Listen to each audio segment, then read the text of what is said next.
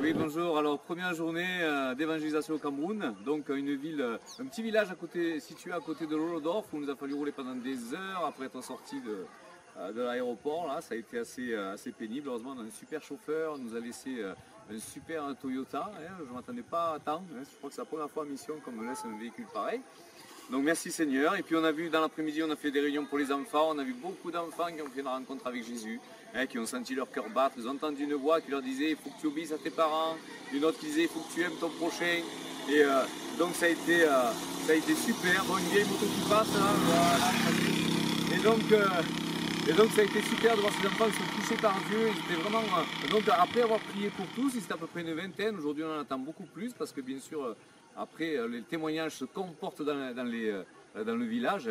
Eh bien, ils ont insisté, après ils ont voulu, on a demandé, et ils ont voulu recevoir encore à nouveau la prière. Donc plein d'enfants sont tombés au sol, beaucoup ont senti la présence du Saint-Esprit. Puis on a eu ensuite, dans la soirée, sous une petite pluie, on a eu une réunion aussi qui a réuni à peu près 50 personnes. Alors c'est un village qui commence l'évangile en fait, où une église a fermé ses portes, qui rouvre ses portes. Donc on est là un peu pour mettre un coup de boost. Et la responsable disait oui mais eux les miracles ils les voient qu'à la télévision. Quand ils vont sur des chaînes ils voient ça, ces miracles là. Alors donc on leur a bien expliqué que les miracles c'était pour tout le monde et c'était de la part de Jésus-Christ, pour tout le monde. Et on les a incités à aller dans la rue à prier bien sûr pour les malades et chasser les démons. Donc on a vu beaucoup de personnes délivrées du joug du diable. Il faut savoir ici qu'il y a beaucoup de sorcellerie. On a appris des choses. Il y a un enfant qui a été mangé là par des sorciers. D'autres qui sont enterrés vivants pour des sacrifices. Donc c'est vraiment, voilà, c'est vraiment du hard, c'est pas du rien du tout. Alors si toi tu aimes la mission, si toi tu veux briller au milieu des ténèbres comme on a pu le faire avec Ben hier soir, eh bien rejoins-nous dans la mission, viens, on est prêt à te suivre, à te former pour cela. Tu ne pars pas dans des pays comme ça sans que Dieu ait préparé ton cœur et sans que Dieu visite ton cœur.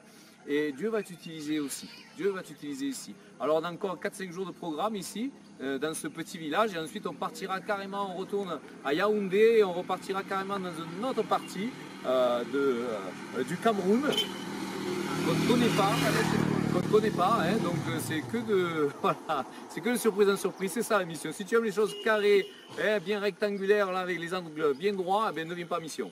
Voilà, là tu t'adaptes, tu dors où tu peux, tu manges ce qu'il y a. Les toilettes, c'est voilà, comme tu peux. Mais c'est ça la mission. Voilà, eux ils vivent toute l'année comme ça, ils trouvent ça normal. Et nous on pose des limites, on se dit non, moi je suis un bon Français et avec mon évangile à la française, donc quitte ton évangile à la française et fais comme Jésus. Descends de ton ciel évangélique et viens dans la réalité de ce monde et tu vas voir que le Seigneur va t'utiliser parce qu'il t'aime et parce qu'il aime tous ces villageois comme ça qui sont livrés à eux-mêmes.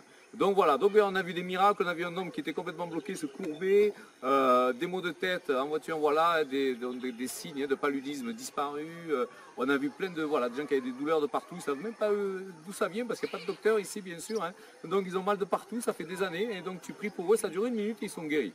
Il ne faut pas plus de temps à Dieu pour changer une vie, pour donner une nouvelle destinée aux personnes. Donc rejoins-nous dans la mission, moi c'est un appel que je te lance, et si vraiment tu as un peu un cœur pour le Seigneur, et si pour toi, bien sûr, Jésus c'est autre chose que tes réunions dominicales, eh bien alors viens avec nous, suis-nous, prépare-toi, viens nous voir, et puis nous on te mène avec nous. C'est pas nous qui t'envoyons, c'est le Saint-Esprit qui t'envoie. Et quand le Saint-Esprit t'envoie, il est avec toi pour accomplir au travers de lui la parole de Dieu. Voilà, merci.